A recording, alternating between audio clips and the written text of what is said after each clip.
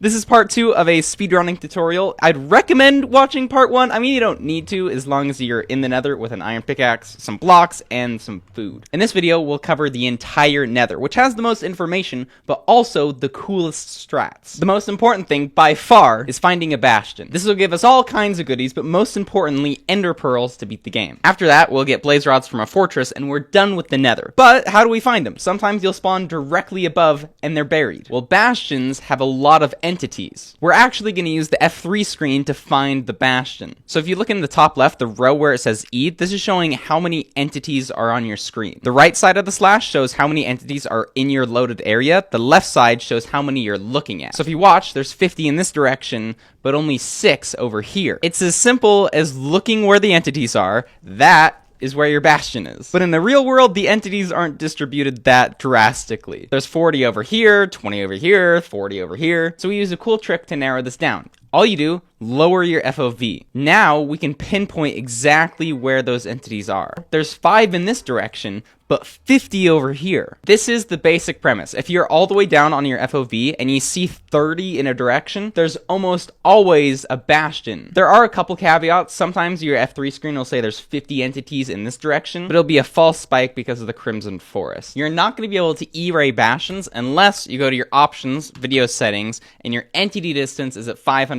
If it's on 50, you're only going to be able to detect mobs within a couple chunks of you. There's a couple other tricks to finding bastions though. For example, I know that bastion mobs load in before all regular mobs. Meaning, as soon as I enter the nether, I can pause my game and see the entities load in.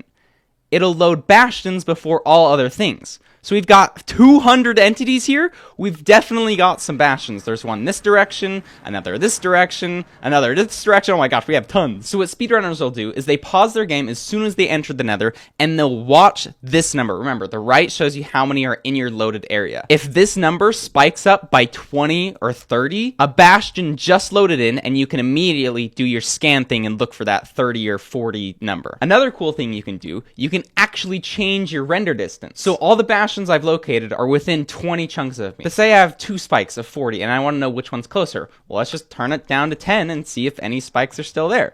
We're getting 1 in this direction, so I'd probably go this direction instead of any of the other because this bastion is probably closer. There's actually only a couple more things you need to know before becoming a bastion finding expert. Namely, how they generate, because there's a pattern to their generation in the nether. This image represents the coordinates of a Minecraft world. So the center is 0, 0. This is generally where you'll spawn in. The green areas represent where bastions can spawn. Red is where they can't. We're mainly concerned with these 4 green squares. We call these the 4 quadrants. They go from roughly 0, 0 to 400. The reason this graph is important is because we generally don't want to stay on like the Z-axis or the X-axis, because it's mostly red, there's not going to be a bastion. What does this actually mean for a Minecraft world? When you spawn in, don't go straight in one direction. You want to go diagonal into a quadrant. I should also probably go over coordinates real quick. So the first one is X, middle is Y, last is Z. You can tell this because it's in order, X, Y, Z. If you look at the center of your screen, you'll see these colorful lines. Red is associated with the first one. Blue is associated with the last one. The way I like to do it is the direction they're pointing, it goes positive. So if I follow the red arrow,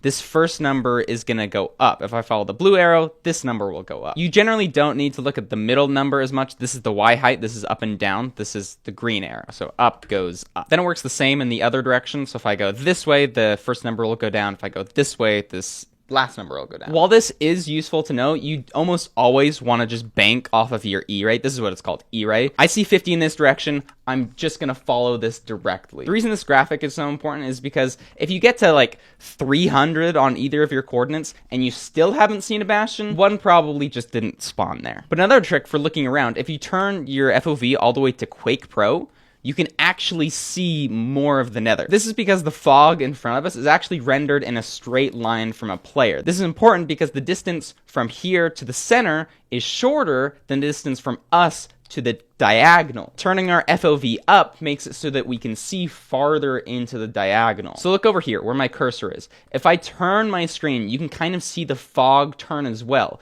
We can see the lava on the corner of our screen, but if we look directly at it, it's gone. You see that? kind of cool. So what speedrunners will do is they'll turn their distance to Quake Pro and kind of turn in a circle, looking at this very edge to see if they see a bastion or a fortress. Oh, look at that. There's a bastion over there. So as a recap, when you spawn into a world, immediately pause your game, make sure F3 is open. Watch this number. We're looking for it to jump up by 30 or so. It's already at 30, so there's probably not a bastion here. I'm just going to increase my render distance by 5. Now, the numbers won't immediately go up. You kind of have to update the game, so just unpause and pause real quick. Oh, it went up by 50. Maybe there's Bastion. Let's see. Let's scan. Is there a Bastion anywhere? Not looking like it. There's like 27 over there, but it's probably not a Bastion. We're in a Crimson Forest. Let's increase it a little more, see if we see a Bastion. Oh, look at that. There's 30 over there now. Maybe a Bastion. 35 over there. Probably a Bastion. Okay, I think I'm liking the spike in this direction. Let's see if we got it right. That was a false positive, so it didn't look like there was a Bastion really anywhere close to us. So this wouldn't have been a great world. The Bastions were pretty far away. But you might be thinking, how do I traverse over the Nether? Are there any rules? Not really. It's kind of tricky to navigate the Nether. You'll just get it better as you go. The only rule I think is useful is when in doubt, go up. The higher parts of the Nether are generally more open. Also, since you're so high up, if you're in a boat and go off the edge, you won't take any fall damage. There's actually a few cases where you will take fall damage. Minecraft is just really weird. There's just a couple heights that if you drop from, your boat will break and you'll die. So what I'd recommend is right before you hit the ground, you just hop out of your boat and you're guaranteed to never die. But other than that, you know how to find a bastion. I'd recommend going into a couple worlds in creative and just see if you can find one. For me, I just load a new world, make sure you're in creative mode, and then when you've logged in, as long as you're not looking at a block, you can go /set_block space and then press the tab button 3 times, space, type POR, and then tab 3 more times to get to Nether portal. You'll just instantly go to the Nether and you can do your entity check thingy, see if there's a bastion. So I'm not getting any... Oh, there was a spike. Is there one... Oh, over here. Probably this direction, so I'd probably go into spectator, fly this way. Uh-oh, it's not looking good. Oh, another thing. Bastions will never spawn in basalt biomes. I should have mentioned that. But since we're going through a basalt biome, maybe there's a bastion over here? So then maybe a good way to keep track of stuff is go to edit and rename your world, like, no, and then you can kind of keep track of what worlds you found a bastion on. Let's do one more. It's kind of hard to find bastions if they don't spawn super close to you, so sometimes you'll just get screwed over by worlds. Let's see... Any spikes? Any spikes? Ooh, there's a spike. Oh, there's totally a bastion this way. 100%. Almost guaranteed. There's a fortress. And boom, bastion. So this one I could go rename. Yes. If you get like 5 yeses, that's probably good enough to move on. But let's talk about bastions. How do we deal with them? Once you get to one, the most important thing by far is just identifying what type of bastion it is. There's 4 types of bastions. This first one, it's called bridge because it's got this massive bridge. It's the only bastion with this giant pile of gold in front, and it kind of looks like a pig face if you look at it hard enough. Next one is called treasure because it's got this big box out the back. This is where a pile of treasure is. That's where it gets the name from. It has these like lava moat thingies and then 2 towers out the back. Our last 2 look fairly similar, but this one is stables. You can tell it's stables because it has this stables portion where the hoglins spawn.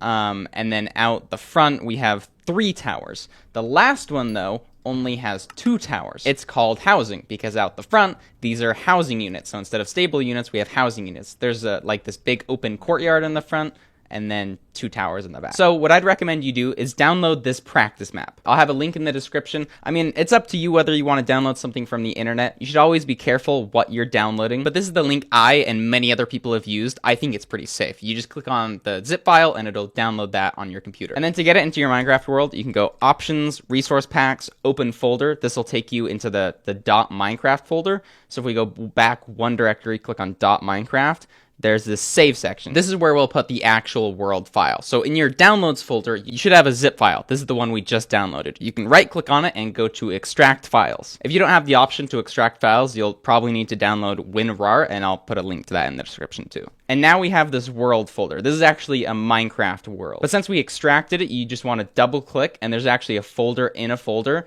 This is the one we want to like Control X or right click and cut. And then we can go back to our .minecraft folder into saves, just paste it. Since I already have the world, though, it's asking me to replace it, so I'm just going to cancel that. So if all goes right, you should have this thing, Llama's Bastion Practice 3.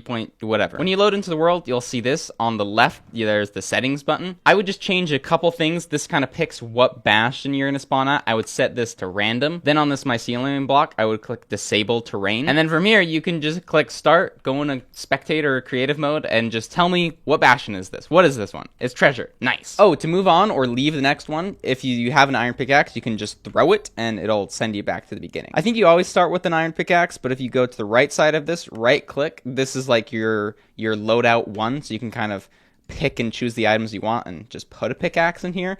Click save, and now the next time you load in, you'll have this same hotbar. So what is this one? This one is bridge. It's got the bridge thingy out front. This one is, oh, what is it? It's stables. The stables is the only one that spawns naturally with hoglins, and it has, you can kind of tell it's stables because it has these flat walls as opposed to housing, which here, let me check a housing real quick.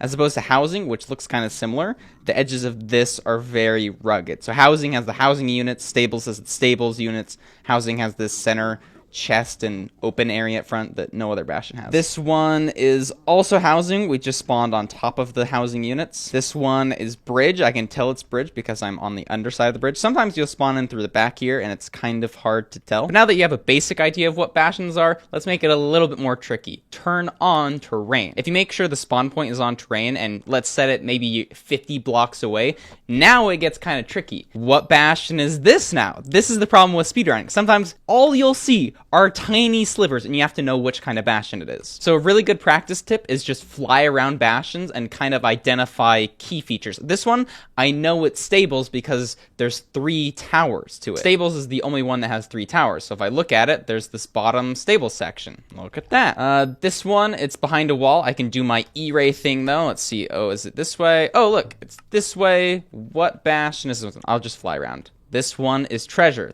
Treasure's the only one that has these massive flat walls. So if I fly in, we have the giant pile of treasure at the bottom. What about this one? Do you know what this one is? I can kind of tell because the back side of it, this is, so with bridge, there's like this back section, which is like the mini bridge, and then the front section has this massive bridge. So I can kind of tell that it's bridge.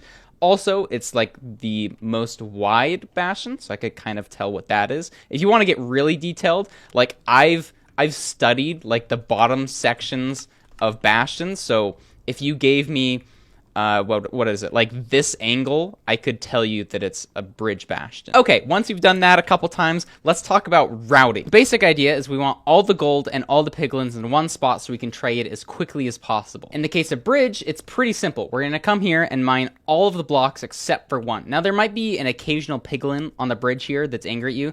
Just turn your ingots and, your blocks into ingots, chuck them. The guy's not going to bother you anymore. Oh, look at that. They're coming to pick up the gold. Once we have all the blocks but one mined, we can turn it into ingots and make ourselves a helmet. This will just make it so these guys won't be angry at us anymore. They're still a little bit angry because they saw us mine the gold, so you can just chuck them another little piece. But mine the last gold block and make sure you have this and your gold on your hotbar. You can chuck them on their gold if they're angry at you. And we're just gonna run down the center of this hallway. Now there might be an occasional hoglin that's angry at you. Don't worry, just use the lava bucket to kill him. If you don't have a lava bucket, you're just gonna have to be a master dodger. Up on the right side, this first gap between the 2 lava falls, this is where we wanna be. We wanna place a block on the pillar, jump to it, up to this ledge, and then break this block in front of us. Now we have access to this hallway. So it's on the right side, and then just how we're on the right side, we're going to take the first right down this hallway and go as low as we can until we're at this point.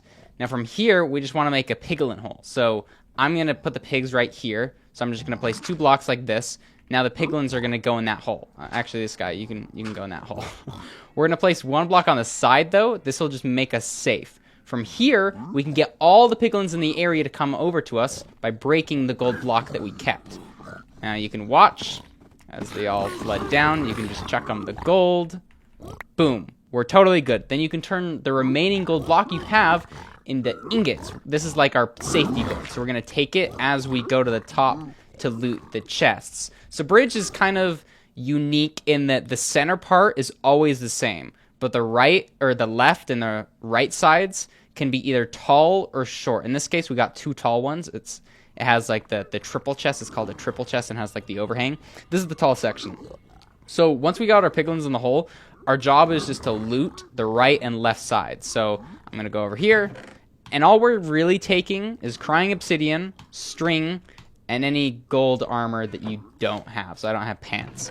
We also want obsidian, string here, crying obsidian, and that's pretty much it. You can take extra gold if you want, but don't take the enchanted books or anything like that. If there's any stray guys, honestly, you should probably just chuck them some gold, but I didn't really care, so I just killed them. Now we're going to go to the other side. I like to just mine this one block, and then we can walk along this way until we come to this big gap. We're actually going to make this jump. It's super easy, though. You can make it 100% of the time by doing one simple thing. So if you line yourself up on these two blocks, so it's like you're going to land on the edge of this one right here, and you sprint the whole time, as long as you press spacebar as you're falling here, you'll make the jump 100% of the time. So I just line myself up, sprint, spacebar, and I made it 100% of the time. Super easy. We're going to loot this side. There might occasionally be some angry pigs, though, so you can do one of two things. You can chuck some gold on the ground and then loot the chests.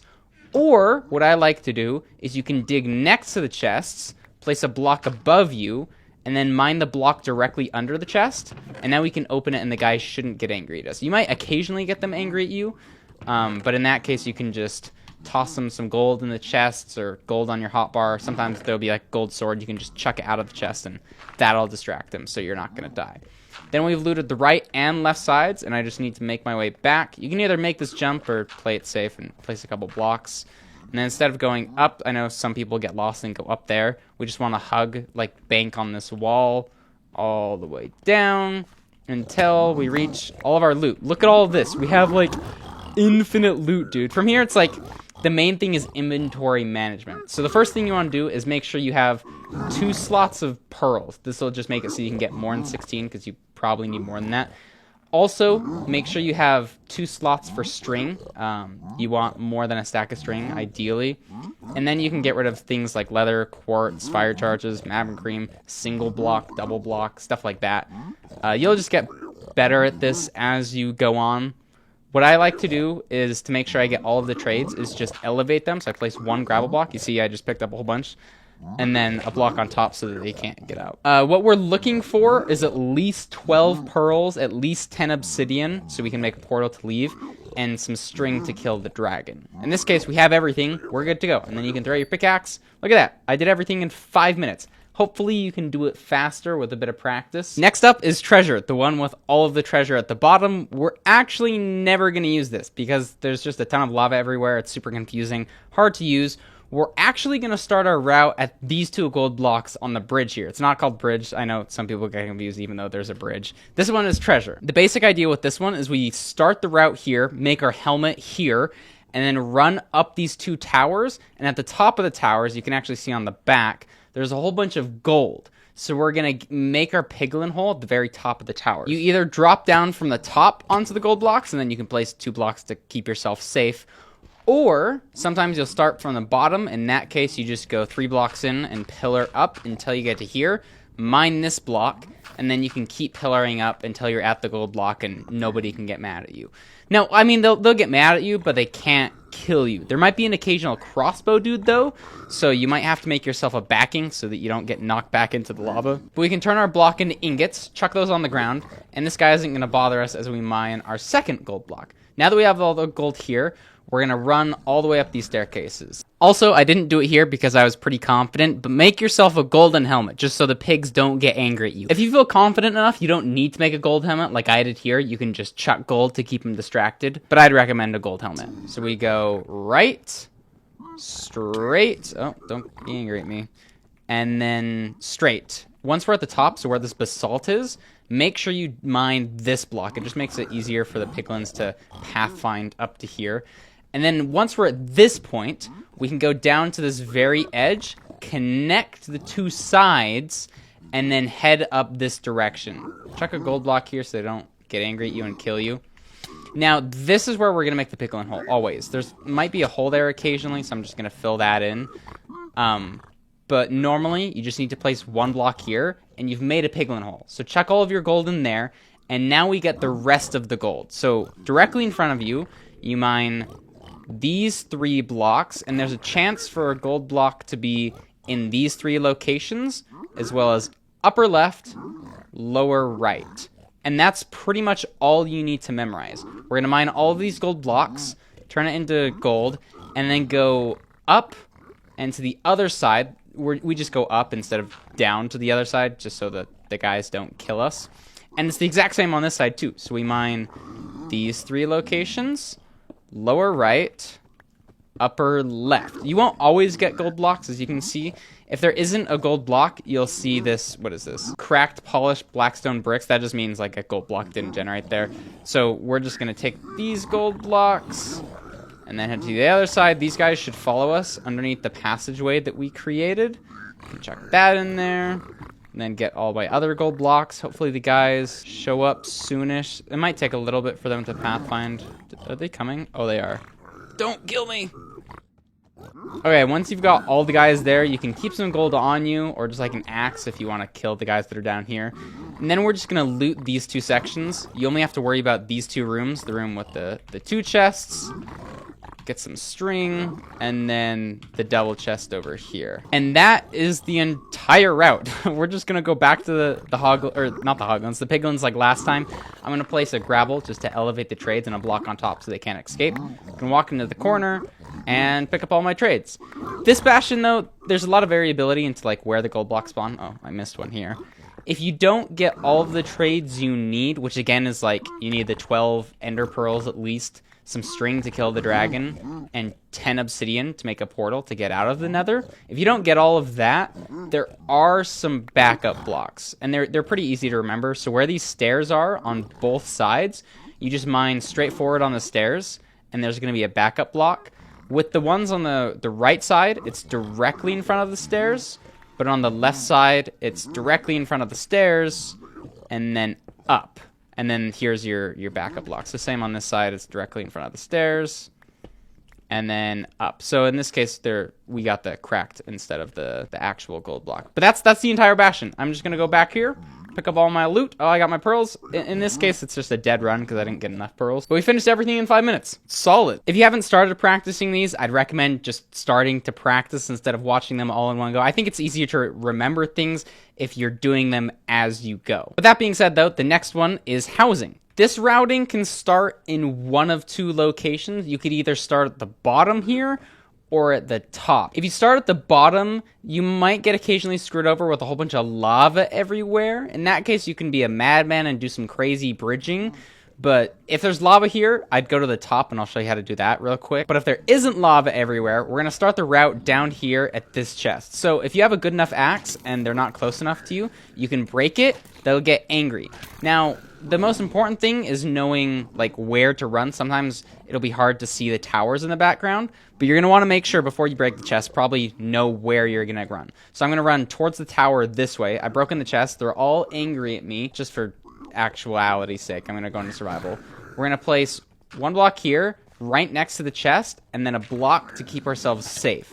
From here, we just mine 3 blocks in front of us so that we open up into this passageway, and then you can let them all chase you, and then directly on the right, there's like a hidey hole that you can get into. Sorry, I kind of had to do things fast because they were murdering me. But then you go down 1, 2, 3, forward until you hit the gold block, and then directly on your left, this is where you make your hole. And all of the guys should go down into the hole, and you can just chuck them the gold. Then we go forward until we see the one at our head height, and from here we go right, there's gold. I mean left, there's gold, right, there's gold. These are all of the gold blocks in the entire bastion, or at least on the lower section. So I'm going to check all these guys the gold, get this little bit of gold. It's just kind of repetitive. The best way to learn bastion routing is just to watch people do it and then see if you can do it. Now that they have all the gold, it's probably time to sort your inventory. Maybe eat some food if you're low on health like I was. But now we place 2 blocks here. This just seals in our trades. And we go up, back to loot. What I like to do is break this block and this block. And then place 1 more under me, just so that I can access the trades here.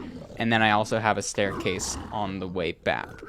Once we've done this, we can check the chest that we looked over, get all of the useful stuff out of this. We've got our pearls, we got our obsidian, and we got our string. We're totally good to leave.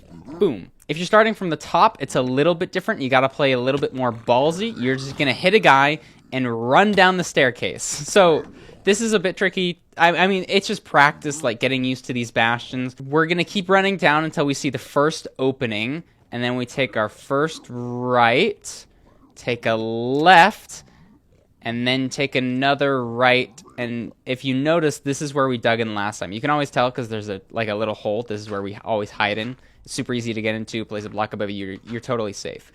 It can be a little bit confusing with this bastion. Right here is the heart of the bastion, so this is where we ran down from, and then this is where the chest was from earlier. So I would honestly just like walk around this bastion and try to get used to it. This is the heart of the bastion. We're always going to start from the top. I'll just like run through this one more time just so you can kind of get used to it. We go down, to the right, left, right, and then we're here. You can also just like directly drop through here if you want and tank some fall damage, and then you can still get in your hidey hole. But then it's exactly the same. So 1, 2, 3, forward. As soon as we see the block, piglin hole, forward until we see one at head level, left, right. These are all the gold blocks. If you don't get all of your trades immediately, or you want more obsidian, you can just run the staircase in reverse all the way back to the top and loot these chests. You can, same principle applies. You do like the dig down next to it, place a block, and now you can access all of the goodies. But after that, that's it. The last bastion we got is stables, which is probably the most confusing. It looks sort of similar to housing, the one we were just at, but this one's really hard, not because it looks crazy or anything, but because there's the most variability. In all the other bastions, it mostly generates the same every single time. But in this case, there's 3 towers here, each with a top half and a bottom half that you can really only see from the side. The top half can have either a tall, medium, or short tower. So this is what they look like, either a tall, medium, or short tower. And then if we just fly around to the back, the lower section also has 3 parts. So there's the right, left, and center. The center is always the same, just kind of like bridge, but the left and right can generate differently. You might have heard the term good gap and bad gap when it comes to speedrunning. That's referring to, like on this lower section, you see how there's the gap here? See how this is only a 1 tall gap? 1 tall is good. A good gap basically means there's gold at the bottom of this section. A bad gap is 2 tall, and it means that there's no gold at the bottom. So the funny thing about this bastion is if you don't get a good gap, like this 1 block tall thing, there's not gold in the entire bastion, and you can't route it. Technically, if you get a tall tower like this, there is a couple gold blocks in the top there, and you can learn bastions on that, but I'm not going to go over that. This is just introduction. There's tons of different bastion rounds that you can look into. These are just the basics to get you through a run. With this bastion, we always route from the very bottom middle of this entire thing. So you're going to go into the stables portion. We're actually never going to use the stables portion, even though there are some gold blocks. They spawn very randomly, and it's not very consistent. One easy to tell like what direction you're looking is by using these pillars. You see how there's 2 on this side and 1 on this side? If there's 2 pillars on your right, you always just go forward. This is where we want to, like, this is where the 3 towers are. So we go all the way down to the bottom where this chest is. There's always going to be a chest here. This is where the route starts. We place a block here and jump up. This just makes it so that, like, no piglins can, like, murder us as we go here. So put on any gold armor that you get from this place. Nothing's going to be able to kill you. And then we run up these stairs. From here, we check to see if it's a good gap or bad gap. But we don't actually need to go outside and look to see if the gap is actually there. All we have to do is mine this block. You see how there's kind of like a C here? Almost like a handle looking kind of thing. If you mine in the middle of that handle, if it's air, that's a good gap. We can go in there and get all of the gold. If there wasn't air behind that, that's a bad gap. So you just mine this block. In this case, it's a good gap. So I'm going to go into it. You just mine the rest of the handle, and then you have a perfect staircase up into your good gap. Then we just want to go as low as we can until we see this formation. I don't know how else to explain it other than until you see something that looks exactly like this. It'll generate exactly like this every single time. So from here, you're standing on 2 blocks. You can go to the other 2 that you're standing on and turn around. Then place 2 on the 2 that you're just standing on and 1 next to it. So you just go 1, 2, 3. You're totally safe. No piglins can get to you from above. You go 1, 2, 3, then 1, 2. From here, mine 1 more block, and this is where your piglin hole is. Then we can mine adjacent to it here, and there's a chance for gold blocks to spawn in these 4 locations. We got 3 out of the 4 this time, so that's pretty good. Then we mine these gold blocks. Sorry, I'm realizing there's a lot of memorization to bastions, but stick with me. We mine the 3 gold blocks, mine this so that any piglins that were following us can go into the hole, chuck them some gold, but also there's a whole bunch of piglins up here, so you can mine the block, and they'll fall down into the hole. You can chuck them the rest of the gold, but if you notice, we only got 4 gold blocks from this. That's not ideal. There's a couple more, so... Uh-oh, I wasn't supposed to do that. Make sure you're on the edge, so you don't fall in, and then seal off the original pathway so nothing can get to you.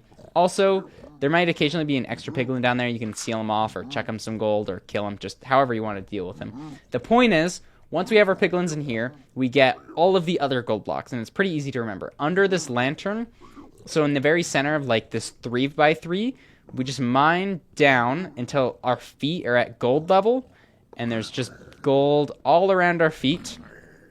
And then in the direction of our piglin hole, up there, we just mine diagonally, and there's a chance for 1 more gold to be in this location. So I would mine this, place a block so it comes to me, and then we can take the rest of our ingots and just chuck them in this corner, and the piglins will start trading. That's the entire route if we just run back where we came from.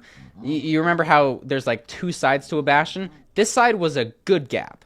If we go to the other side, the way we check for a good gap on the other side is we just go up the stairs and mine this block at the top of the stairs. If there's air behind it, it's a good gap. In this case, it was a bad gap and we got nothing. A good gap on this side looks just like this. You go straight down these staircases. It's identical. You just start from a different position.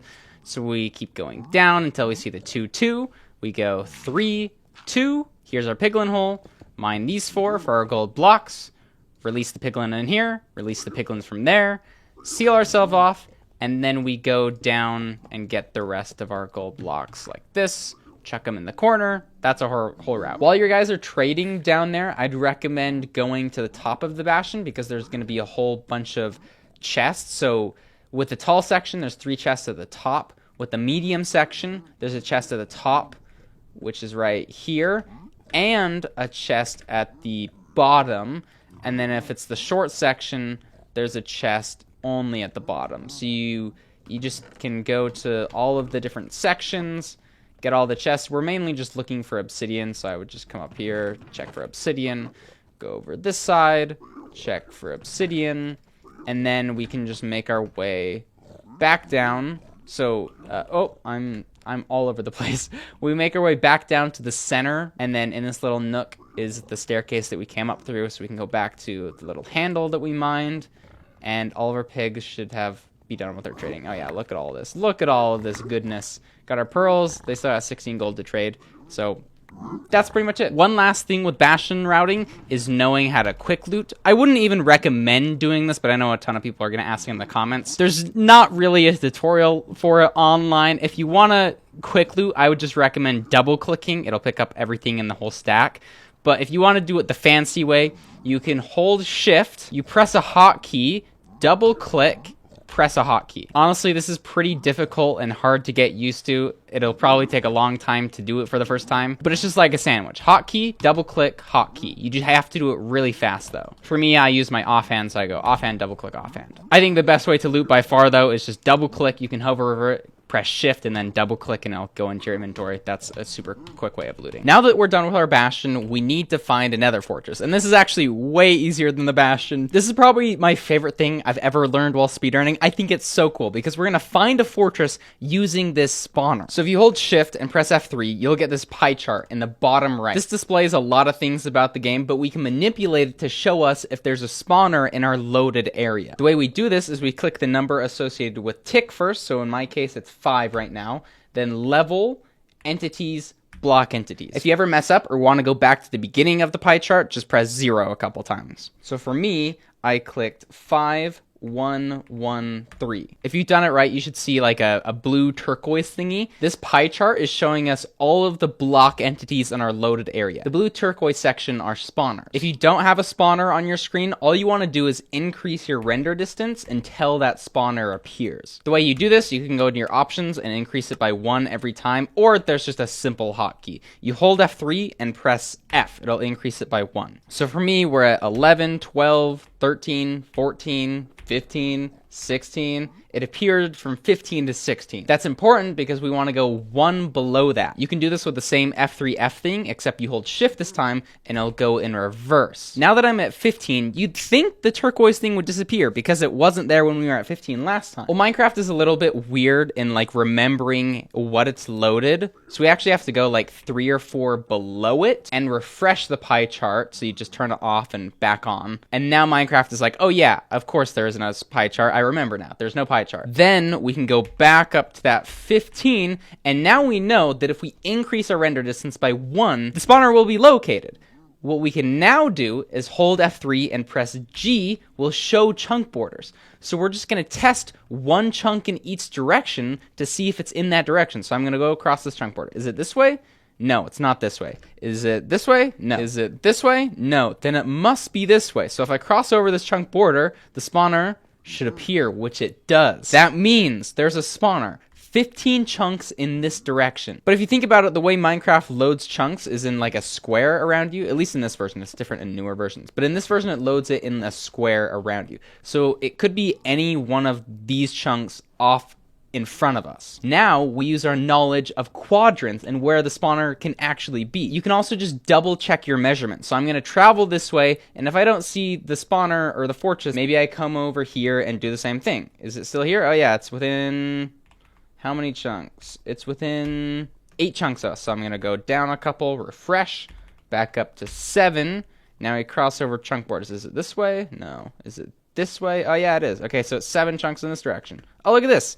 Here's our fortress, and right over here is our spawner. Like, this thing is so cool. Only caveat with this, there is a bastion that also has a spawner, so sometimes you'll be detecting this bastion because it has the magma spawner. So you have to come down here and break it and redo your PIDAR is what it's called. You do your PIDAR scan, or the run's just dead and you restart. But now that we're in the fortress, there's a couple key things. I mean, first of all, put on your fire resistance so you don't die. But second, sometimes you might find the fortress and end up in a hallway like this, and you're like, okay, what direction do I go to find the spawner? First, we need to understand that there's 2 parts to a fortress. This open section, like this, where there's no roof, and the closed section, like this, that does have a roof. First, we need to understand there's 2 parts to a fortress. This open section, which has the blaze spawners, and this closed section, which does not. You want to get out of here. We always transition from the closed section to the open section with this like center dot lava thingy. If you're in this open section, you always want to get to that lava dot center thing. And there's a couple rules that you can follow to solve the maze of this nether fortress. If you see stairs like this, always go up these stairs. But if there's stairs with nether warts, always go down. So you go up regular stairs, down netherwart stairs. So you can also enter through the back like this. You always go forward through these following the downward staircase. If you find any balconies, you follow the direction of the balcony. So this balcony is pointing this direction, so I follow this one. Oh look, there's another balcony pointing this direction. Let's go over here. Okay, staircase up, still go up. And now we found the center lava dot thing. I think that's so cool. You can find the starting generation of any fortress by following those key rules. Up regular stairs, follow the balconies, and through netherwart stairs. we want to be towards the open portion of the fortress because this is where the blaze spawners are. There's always 2 blaze spawners at any fortress. There's not as cool tricks to find these other than you can kind of think the way a fortress generates like a tree. This is the trunk of the tree, and the closer you stay to the trunk, the more likely you are to find a blaze spawner. So you want to stay towards like a ton of intersections and close to the closed portion of it. Sometimes you might run into wither skeletons. Don't worry. Very simple way to deal with them. Pillar up 1, 2, 3 blocks. They will jump on the ledges and you can punch them off. Super, super simple.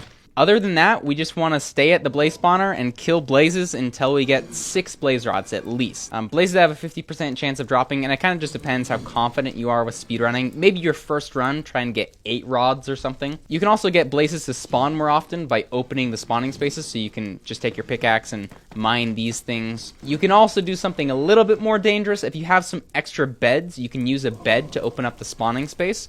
All you'll do is place a block right here so that we don't destroy the spawner. Place 2 blocks like so, and a bed so that the head of the bed is directly above this block. If it's not directly above it, you're gonna blow up the spawner. That is the most important thing. The explosion begins from the bed. This is the only thing that counts. So as long as this is over the block that's above the spawner, and this block has a high blast resistance, aka it's stone, so if I were to use netherrack, it wouldn't work. Just make sure you use like stone. Nether brick would work as well. You can detonate the bed, and it will open up a ton of spawning spaces for blazes to spawn. Just make sure you take care of the fire, and then you can even just extend the platform so you can kill them with ease. That's it. Just make sure you're eating food pretty often. Try not to get hit by the wither skeletons. Try to avoid skeletons. And if you're wanting more blazes and you're not getting a ton at your spawner, you can actually lower your render distance to get all of the mobs to spawn closer to you. I'd recommend dropping it to 5 and hoping for some mobs to spawn around. Congrats! That's everything you need from the nether. In the next part, we'll go over the end, killing the ender dragon, finding the stronghold, all of the cool stuff. Man, while making this video, I didn't think it would ever end, dude. So much to memorize with bastions, but if you can learn it all, you're well on your way to getting an epic speedrun. Hope you guys have a super epic day, and I'll see you in the next one. Peace!